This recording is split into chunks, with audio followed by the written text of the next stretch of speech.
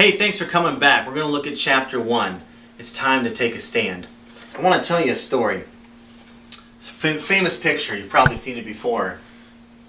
D-Day, June 6, 1944.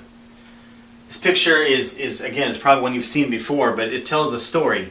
You see, Germany was overpowering so many different people, so many different countries already at that time. And they had to come up with a way to make a dent so that we could actually get some freedom coming in, get some troops coming in, and get some relief to the people. And so Eisenhower and his team, they worked on this whole scheme about putting together the attack on D-Day. And what happened is battalions came in. And these men here, this picture doesn't do any justice of what happens to them afterward, but when those gates drop and the men start running out there, they're already being shot at. They're already being pelleted with bullets just coming at them. Some of the men made it to the sand. Some of the men didn't. Some of them drowned right there because their packs were so heavy and they had to march in the water. But these men, they were taking a stand. They were taking a stand for freedom. They were taking a stand for you and I to have what we have now. Freedom. We owe a great amount of appreciation to these men and to all the men who fight in the armed services for us. As a person who enjoys history, and I especially love World War II history, I am indebted to these people, and I have a personal connection to these people. I found out as I was researching for the book that my great-grandfather actually fought in the war, and he was one of the men who did storm the beach that day. He was all part of D-Day. I'm excited that that's in my history, my personal lineage. But I'm excited that these men took their stand. When the evening was done, they had already claimed enough of a stance in 3 key cities on the coast here to where they could go in and continue to march forward on the coasts of France and begin to bring relief and freedom. And this event by itself is marked in history as the day that the war was beginning to end, the beginning of the end. We talk about in our introduction the word stand. And I gave you the acronym of solid, tenacious, and never defeated. What I want to look at in this video is the word solid. In the first few chapters of the book, I talk about solid. But what does solid mean? Solid means to have a firm and stable stance, to be not hollow or containing gaps or spaces. I'm going to ask you again, how are you standing? Are you standing solid? When I ask you how are you standing, is this the definition that you can give of yourself? I'm not standing hollow. I'm not standing with convictions. I'm not standing as if I'm leaning up against something. Are you solid? When I ask that question, are you solid? The goal that we want to get to is how can we be solid? How can we be an example to other people? But how can we also take the scriptures and take what we know about key people in the Bible and apply that to our lives and how we're supposed to be standing? We talked about this verse already, 1 Corinthians 16:13. Be on your guard, stand firm in the faith, be men of courage, be strong. I want to tell you about David. And you probably already know David and Goliath, that David. And he's coming to the front lines with supplies for his brothers. It was a request of his dad to bring some supplies in. And he sees the army, but he also sees the Philistine army. And he comes just in time to where he can hear this chant from Goliath that he didn't know, but it's been going on for a couple days. Actually for 40 days. And Goliath is there and he's chanting, hey, you come fight us. The one person from your camp, come fight me. And if you win, we'll be your servants. And if we win, you'll be our servants. And the Israelites had heard this over and over and over again for the past 40 days, and no one did a thing. No one was solid. They all were flimsy. They all were flimsy in their beliefs. And here comes David. And he marches up to the front line, and he hears this. He's like, why isn't anyone out there fighting him? Well, King Saul hears about this, about David's questioning. And he gets called into Saul's office, his tent, and Saul says, hey, you want to fight this thing? You're more than welcome to fight this thing. Well, David he tells Saul what he's been doing. You see, King Saul, I've already fought the bear, and I've already fought the lion. And this Philistine is just another beast that I'm going to take out. You see, because here's the thing. When I was attacked, when my sheep were attacked, I went after the bear and the lion. And I struck it. And I knocked it. And I grabbed my sheep back. And when the animal turned back on me, I went after it again. I struck it and I killed it. And this Philistine is nothing different than that lion and that bear. David was solid. He was solid in who he was. And when we take a look at this scripture, how did he fight the lion and the bear? He was on guard. He was on guard. He was watching. He knew that there were beasts all around. He was ready for it. He stood firm in his faith. He was a man of courage, and he was strong. But let's look at a few other things we can learn from David. Again, he was on guard. He went after his attacker. When he's telling Saul, hey, I've fought the lion, I fought the bear, and when they came back on me and they turned on me, I attacked them, struck them, killed them. He was the attacker. But now, maybe this third point you've never thought of before. Maybe David got hurt. You know, all we know is that he killed the lion and the bear. But we don't know what else happened to him. Did he get hurt in the process? Did he get a bite? Was one of them lucky enough to scratch him? We don't know how David fought him. Did he fight him with his bare hands? Did he fight him with a stick? Did he fight him with a slingshot like he fought Goliath? We don't know. But we have to understand that there's a possibility that David might have got hurt. Now keep that in mind, because that's going to come back up. And lastly, we know that David never got flimsy or hollow. He knew how to stand solid. Now, I'm going to tell you a little personal story about myself. You see, I haven't always been solid. To tell you a little bit about my history, for those of you who don't already know, when I was about 11 years old, I was out taking a walk, and we used to go up and down this dirt path that had what I called treasures, and it had an old baseball, or it had an old truck that people were just throwing away. So I'd grab these things and I'd bring them home sometimes. And one time specifically, I was out on the trail and I went to the normal spot where I had been lucky to find a few things in the past. And this time, I didn't find a ball, I didn't find a Tonka truck. I found a stack of Hustler magazines. And I would love to tell you that I didn't look, but I'd be lying. And I'd love to tell you that I didn't come back, but I'd be lying.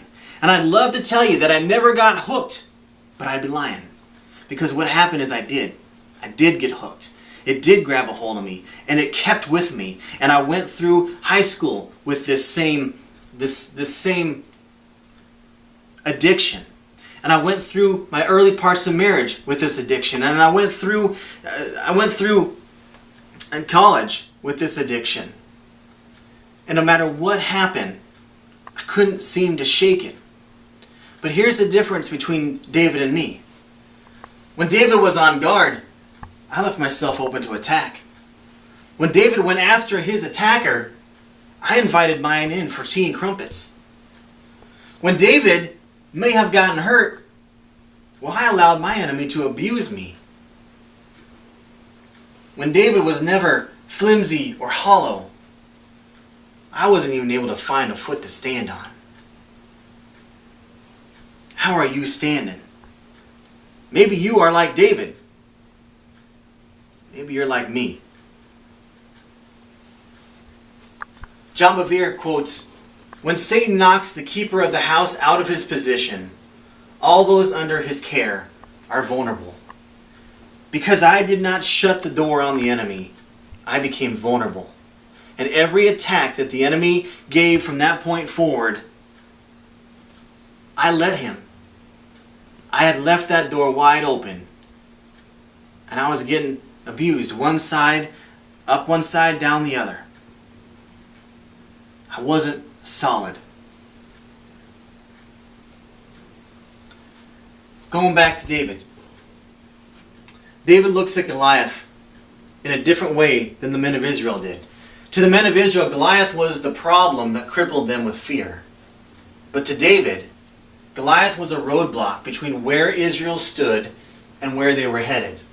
David knew where they were supposed to be. They were supposed to be marching forward. They were supposed to be taking possession. David had the view of saying, Goliath, I'm about to take you out, and when I'm done, I'm coming for all you guys out there behind him. David saw Goliath as a roadblock, not as the end, as a roadblock. Keep that in mind. David stood solid in his God and who he was in God. And that begs the question, are you standing solid in God and who you are? Well, let's finish up the story of David. King Saul offers David his armor. And David says no. He tries it on, but no. Why would Saul offer David armor that is not even the right size, not even the right fit? I mean, David probably had never really worn armor before that, so he's already putting this heavy weight on him just by trying it out. Why would he do that? I can't tell you that I actually know the answer, but I have a suspicion. Was Saul so much a coward that he was willing to send somebody else out in his armor to make people think that it was him? Because wasn't it the king's job to go forward first? And Saul, maybe in the back corner, hiding out in his tent, hoping someone's going to step up, when really it was his job.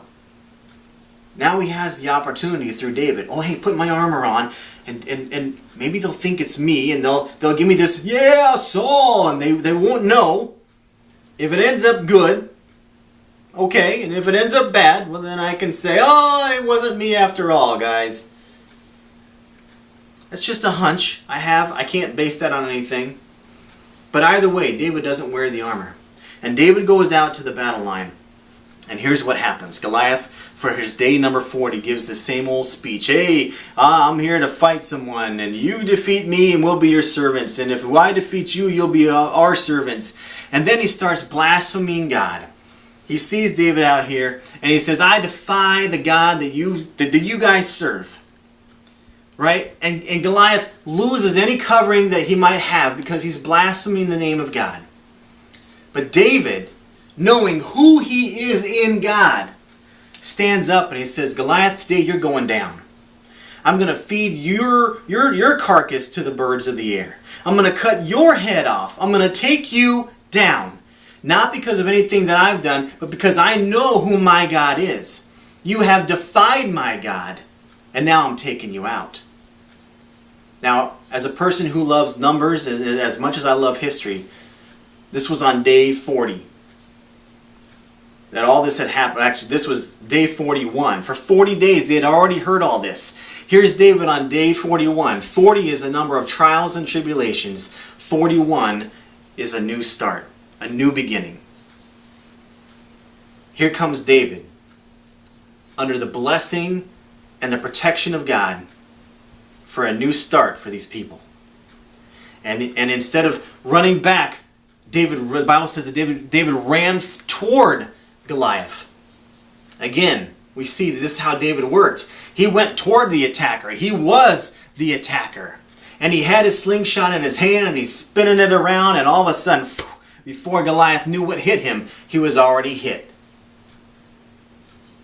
David knew who he was in God. And let me ask you again, are you standing solid in God and who you are in God? It's not enough to know about God. Who are you in God? That's a question that hopefully you know the answer to. And if you don't, I'm willing to help you know the answer. Who are you in God? So let me close with this. Let me ask you this. Are the sounds that you're hearing in your camp, are they the sounds of knees knocking like the Israelite soldiers? Knocking because Goliath is right there and he's looking down at us and we're scared? Or are the sounds you're hearing sharpening of swords, the clanking of putting armor on, the sound of you getting your feet in the right position because come hell or high water, you're standing, and you're standing solid. I want to ask you again, how are you standing? As we go on, I encourage you to come and join us on the Vanguard, to take your position on God's front line. There's plenty of room for you to join. So come on. Grab your slingshot, get whatever sword, whatever weapon you want to bring, but grab something to take the enemy out with. And join me on the Vanguard.